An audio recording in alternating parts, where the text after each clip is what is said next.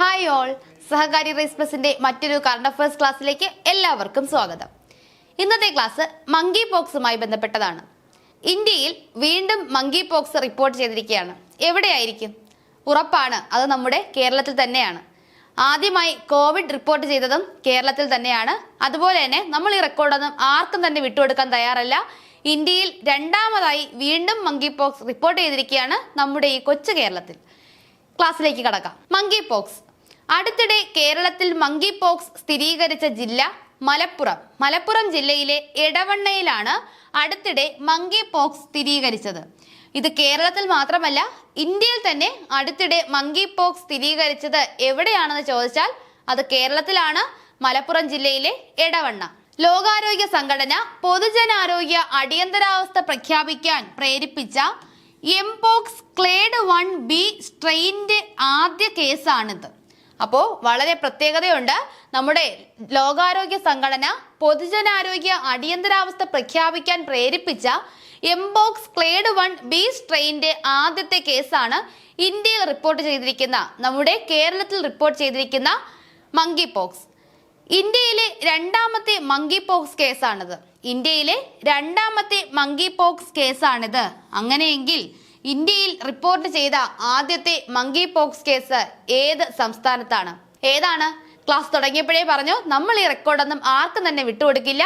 അതും നമ്മുടെ കേരളം തന്നെയാണ്.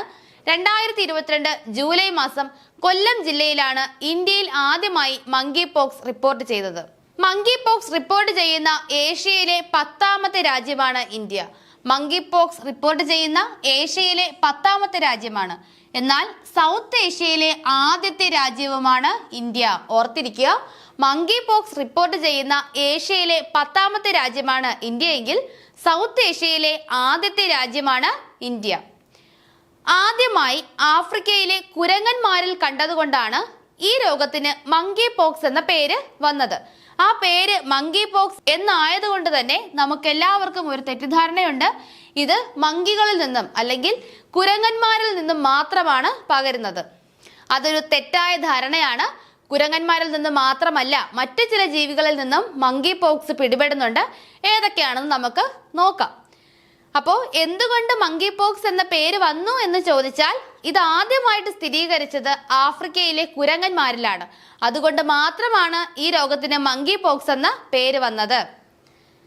ഇതൊരു വൈറസ് രോഗമാണ്. മങ്കി പോക്സ് ഒരു വൈറസ് രോഗമാണ്. ഇതിന് മറ്റൊരു പേരുണ്ട്, എംപോക്സ്. എന്താണ്?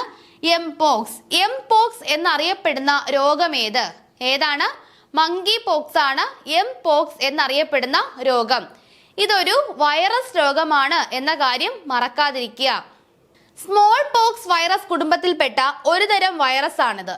ഏതാണ്? Small pox. നമ്മുടെ ഈ ചിക്കൻ പോക്സ് എന്നൊക്കെ പറയുന്ന സ്മോൾ പോക്സ് ഇനത്തിൽപ്പെട്ട ഒരു വൈറസ് രോഗമാണ് മങ്കി പോക്സ് എന്ന് ഓർക്കുക.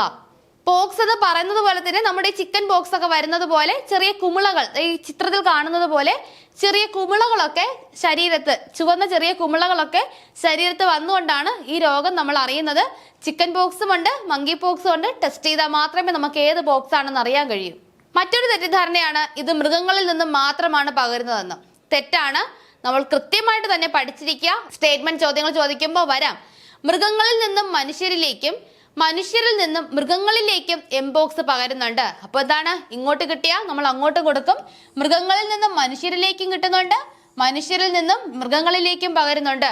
അങ്ങോട്ടും ഇങ്ങോട്ടും ഒരു ഗീവ് ആൻഡ് ടേക്ക് പോളിസിയാണ് നമ്മുടെ എംപോക്സ് എന്ന് ഓർക്കുക. മൃഗങ്ങളിൽ നിന്നും മനുഷ്യരിലേക്കും ഈ രോഗം ബാധിക്കാറുണ്ട്, മനുഷ്യരിൽ നിന്നും മൃഗങ്ങളിലേക്കും ഈ രോഗം ബാധിക്കാറുണ്ട്. അപ്പോൾ മൃഗങ്ങൾ മാത്രമല്ല പ്രശ്നക്കാര്, ഈ കാര്യത്തിൽ മനുഷ്യരും പ്രശ്നക്കാരാണെന്ന കാര്യം ഓർത്തിരിക്കുക. രോഗബാധ ആദ്യം കണ്ടെത്തിയത് കുരങ്ങുകളിലാണ്. നമ്മൾ പറഞ്ഞു, ആദ്യം കണ്ടെത്തിയത് കുരങ്ങുകളിലാണ്. അതുകൊണ്ടാണ് ആ പേര് തന്നെ, കുരങ്ങുകൾക്ക് തന്നെ ഒരു അപമാനകരമായിട്ടാണ് ആ പേര് വന്നിരിക്കുന്നത്, മങ്കി പോക്സ് അല്ലേ.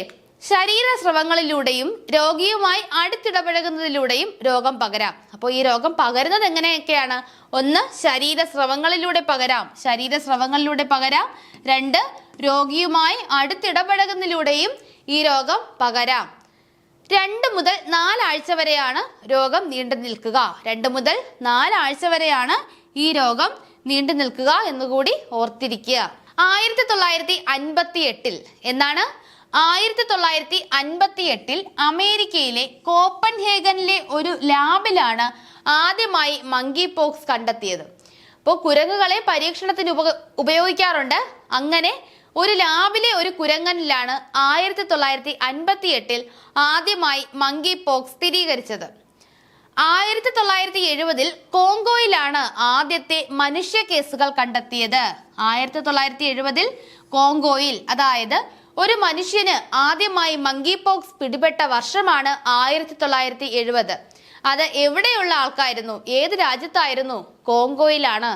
1970 കോങ്കോയിലാണ് ആദ്യത്തെ മങ്കി പോക്സ് മനുഷ്യ കേസുകൾ കണ്ടെത്തിയത്. നമ്മൾ പറഞ്ഞു ആദ്യമായി വന്നത് കുരങ്ങനാണ്, അതുകൊണ്ടാണ് മങ്കി പോക്സ് എന്ന പേര് വന്നത്. കുരങ്ങനെ കൂടാതെ ഗാംബിയൻ പൗച്ച് എലികൾ, ഡോർമിസ്, ആഫ്രിക്കൻ അണ്ണാൻ എന്നിവയിലും ഈ വൈറസ് തിരിച്ചറിഞ്ഞിട്ടുണ്ട്. അപ്പോൾ കുരങ്ങിൽ മാത്രമല്ല, ഗാംബിയൻ പൗച്ച് എലികളിലും, ഡോർമിസ്, പിന്നെന്താണ്, ആഫ്രിക്കൻ അണ്ണാൻ എന്നിവയിലും ഈ വൈറസിനെ തിരിച്ചറിഞ്ഞിട്ടുണ്ട് എന്ന് ഓർത്തിരിക്കുക. സ്റ്റേറ്റ്മെന്റ് വേണമെങ്കിൽ ചോദിക്കാം. മങ്കി പോക്സ് പരത്തുന്നത് കുരങ്ങന്മാർ മാത്രമാണ്. ശരിയോ തെറ്റോ? തെറ്റാണ്. കുരങ്ങനിലൂടെ മാത്രമല്ല, ഗാംബിയൻ പൗച്ച് എലികളിലൂടെയും ഡോർമിസിലൂടെയും ആഫ്രിക്കൻ അണ്ണാനിലൂടെയും എന്ത് വരുന്നുണ്ട്? മങ്കി പോക്സ് വരുന്നുണ്ട്. കൂടാതെ ഇത് മൃഗങ്ങളിൽ നിന്നും മനുഷ്യരിലേക്കും മനുഷ്യരിൽ നിന്ന് മൃഗങ്ങളിലേക്കും പകരുന്ന ഒരു രോഗമാണ്, ഒരു വൈറസ് രോഗമാണ്. സ്മോൾ പോക്സ് ഇനത്തിൽപ്പെട്ട ഒരു വൈറസ് രോഗമാണ്. ഒന്നും തന്നെ മറക്കാതിരിക്കുക. യാഗി ചുഴലിക്കാറ്റ് മ്യാൻമറിൽ ഒട്ടനവധി നാശം സൃഷ്ടിച്ച ഒരു ചുഴലിക്കാറ്റാണ് യാഗി ചുഴലിക്കാറ്റ്. അതായത് ഈ വർഷം ഏഷ്യയിലുണ്ടായ ഏറ്റവും ശക്തമായ ചുഴലിക്കാറ്റാണ് യാഗി. നല്ല പേരല്ലേ, യാഗം എന്നൊക്കെ പറയുന്നത് പോലെ. യാഗി ഈ വർഷം ഏഷ്യയിലുണ്ടായ ഏറ്റവും ശക്തമായ ചുഴലിക്കാറ്റാണ് യാഗി ചുഴലിക്കാറ്റ്. ഈ ചുഴലിക്കാറ്റിന്റെ ഏറ്റവും ഭീകരമായ നാശനഷ്ടം ഉണ്ടായത് മ്യാൻമറിലാണ്. മ്യാൻമറിൽ 200ഓളം ആളുകൾ മരിക്കാൻ കാരണമായ ഒരു ചുഴലിക്കാറ്റാണ് യാഗി. ഒട്ടനവധി പേരെ കാണാതായിട്ടുണ്ട്. അപ്പോൾ അത്രയും വലിയൊരു അപകടം മ്യാൻമറിൽ ഉണ്ടാക്കിയ ചുഴലിക്കാറ്റാണ് യാഗി ചുഴലിക്കാറ്റ്. മ്യാൻമറിൽ മാത്രമല്ല, മ്യാൻമറിന് പുറമെ തായ്ലൻഡിലും ലാവോസിലും വൻ നാശനഷ്ടം ഉണ്ടാക്കിയിട്ടുണ്ട്. ചൈനയിൽ നിന്നാണ് ഇത് വീശി തുടങ്ങുന്നത്. കൂടാതെ എവിടെയൊക്കെയുണ്ട്? തായ്ലൻഡിലും ലാവോസിലും ഒക്കെ വൻ നാശനഷ്ടം ഉണ്ടാക്കിയ ചുഴലിക്കാറ്റാണ് യാഗി. യാഗി ചുഴലിക്കാറ്റ് നാശം വിതച്ച പ്രദേശങ്ങളിൽ ഇന്ത്യൻ സൈന്യം നടത്തുന്ന ഓപ്പറേഷനാണ് ഓപ്പറേഷൻ സദ്ഭാവന. അപ്പോൾ നമുക്ക് വളരെ ഇമ്പോർട്ടൻ്റ് ആയിട്ടുള്ള പോയിന്റ് ആണ് ഓപ്പറേഷൻ സദ്ഭാവന. എന്തുമായി ബന്ധപ്പെട്ടിരിക്കുന്നു? യാഗി ചുഴലിക്കാറ്റുമായി ബന്ധപ്പെട്ടിരിക്കുന്നു. യാഗി ചുഴലിക്കാറ്റ് നാശം വിതച്ച പ്രദേശങ്ങളിലേക്ക് ഇന്ത്യൻ സൈന്യം നടത്തുന്ന ഓപ്പറേഷനാണ് ഓപ്പറേഷൻ സദ്ഭാവന. ഇന്ത്യയുടെ വിദേശകാര്യമന്ത്രി ആരാണ്? എസ് ജയശങ്കർ. ഇതൊരു വിദേശ രാജ്യത്ത് നടത്തേണ്ട ഓപ്പറേഷനാണ്. ഉറപ്പായിട്ടും വിദേശകാര്യമന്ത്രിയുടെ അനുമതി വേണം. വിദേശകാര്യമന്ത്രി ആരാണ്? എസ് ജയശങ്കർ. ഇന്ത്യയുടെ വിദേശകാര്യമന്ത്രിയാണ് എസ് ജയശങ്കർ. യാഗി ചുഴലിക്കാറ്റുമായി ബന്ധപ്പെട്ട വസ്തുതകൾ ഇത്രയുമാണ്. ഇനി മറ്റു ചില ഇമ്പോർട്ടന്റ് പോയിന്റ്സ് കൂടെ നമുക്ക് നോക്കാം. അടുത്തിടെ റെയർ ബ്ലാക്ക് പാന്തർ, എന്താണ്? അടുത്തിടെ റെയർ ബ്ലാക്ക് പാന്തറിനെ കണ്ടെത്തിയ ഇന്ത്യയിലെ വന്യജീവി സങ്കേതമാണ് അജങ്മാർ വന്യജീവി സങ്കേതം, ഛത്തീസ്ഗഡ്. ഇത് ഇങ്ങനാണോ വായിക്കുന്നതെന്ന് എനിക്കറിയില്ല, വേറെ പ്രൊനൗൺസിയേഷൻ ഉള്ളവർ പറഞ്ഞു തരിക. അജങ്മാർ വന്യജീവി സങ്കേതം ഛത്തീസ്ഗഡിലാണ് അടുത്തിടെ റെയർ ബ്ലാക്ക് പാന്തറിനെ കണ്ടെത്തിയത്. അടുത്തിടെ റെയർ ബ്ലാക്ക് പാന്തറിനെ കണ്ടെത്തിയ ഇന്ത്യയിലെ വന്യജീവി സങ്കേതമാണ് അജങ്മാർ വന്യജീവി സങ്കേതം, ഛത്തീസ്ഗഡ്. 2024 സ്വാതന്ത്ര്യ ദിനത്തോടനുബന്ധിച്ച് ഇന്ത്യയിൽ പുതുതായി 3 റംസാർ സൈറ്റുകൾ പ്രഖ്യാപിച്ചിരുന്നു. ഏതൊക്കെയാണ്? നഞ്ചരായൻ പക്ഷി സങ്കേതം, തമിഴ്നാട്. നഞ്ചരായൻ, നമ്മൾ ഓർക്കുക, രായൻ. ഈ അടുത്തിടെ ധനുഷിന്റെ ഒരു സിനിമ ഇറങ്ങിയിട്ടുണ്ട്. രായൻ ധനുഷ് തന്നെ സംവിധാനം ചെയ്ത സിനിമയാണ്. അപ്പോൾ അതുമായി കണക്ട് ചെയ്ത് ഓർത്തിരിക്കുക. നഞ്ചരായൻ പക്ഷി സങ്കേതം ഏത് സംസ്ഥാനമാണ്? തമിഴ്നാട്. നഞ്ചരായൻ പക്ഷി സങ്കേതം തമിഴ്നാട്. അടുത്തിടെ പ്രഖ്യാപിച്ച 3 റംസാർ സൈറ്റുകളിൽ ഒന്നാണ് നഞ്ചരായൻ പക്ഷി സങ്കേതം, തമിഴ്നാട്. കഴുവേലി പക്ഷി സങ്കേതം, തമിഴ്നാട്. അപ്പോൾ പ്രഖ്യാപിച്ച 2 റംസാർ സൈറ്റുകളും തമിഴ്നാട്ടിലാണ്. ഒന്ന് നഞ്ചരായൻ പക്ഷി സങ്കേതം, മറ്റൊന്ന് കഴുവേലി പക്ഷി സങ്കേതം. മൂന്നാമത്തത് ഏതാണ്? തവ റിസർവോയർ. തവ റിസർവോയർ മധ്യപ്രദേശിലെ തവ റിസർവോയർ ആണ് റംസാർ സൈറ്റായി 2024 സ്വാതന്ത്ര്യദിനത്തോടനുബന്ധിച്ച് പ്രഖ്യാപിച്ച 3-1 തവ റിസർവോയർ. ഏഷ്യയിലെ ഏറ്റവും ഫോട്ടോജനിക് സൈറ്റായി യുനെസ്കോ തിരഞ്ഞെടുത്തത് അങ്കോവർത്ത് ക്ഷേത്രം, കംബോഡിയ. അപ്പോൾ ഇനി നല്ല ഫോട്ടോസ് ഒക്കെ കിട്ടാൻ വേണ്ടിയിട്ട് ഒരു യാത്രയൊക്കെ പ്ലാൻ ചെയ്യുന്നവര് ഉറപ്പായിട്ടും പോവുക. അങ്കോവർത്ത് ക്ഷേത്രത്തെയാണ് ഏഷ്യയിലെ ഏറ്റവും ഫോട്ടോജനിക് സൈറ്റായിട്ട് യുനെസ്കോ തിരഞ്ഞെടുത്തത്. അങ്കോവർത്ത് ക്ഷേത്രം എവിടെ സ്ഥിതി ചെയ്യുന്നു? കംബോഡിയ. കംബോഡിയയിലാണ് അങ്കോവർത്ത് ക്ഷേത്രം. കെ റെയിലിന്റെ ചെയർമാനായി നിയമിതനായ വ്യക്തി.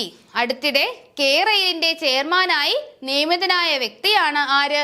ശാരദാ മുരളീധരൻ. ശാരദാ മുരളീധരനാണ് അടുത്തിടെ കെ റെയിലിന്റെ ചെയർമാനായി നിയമിതനായ വ്യക്തി. അപ്പോ കെ റെയിലിന്റെ ചെയർമാനായി നിയമിതനായ വ്യക്തിയാണ് ശാരദാ മുരളീധരൻ. ശാരദാ മുരളീധരന് മറ്റൊരു പ്രത്യേകത കൂടിയുണ്ട്. എന്താണത്? നിലവിലെ കേരള ചീഫ് സെക്രട്ടറിയാണ് ശാരദാ മുരളീധരൻ. ഓർത്തിരിക്കുക, നിലവിലെ കേരള ചീഫ് സെക്രട്ടറിയാണ് ശാരദാ മുരളീധരൻ. ആ ശാരദാ മുരളീധരനെയാണ് കെ റെയിലിന്റെ ചെയർമാനായി നിയമിച്ചിരിക്കുന്നത്. അപ്പൊ ഇത്രയുമാണ് മങ്കി പോക്സിനെ പറ്റിയും യാഗി ചുഴലിക്കാറ്റിനെ പറ്റിയും നമുക്ക് മനസ്സിലാക്കേണ്ട കാര്യങ്ങൾ. അടുത്ത ക്ലാസ്സിലൂടെ വീണ്ടും കാണാം. താങ്ക്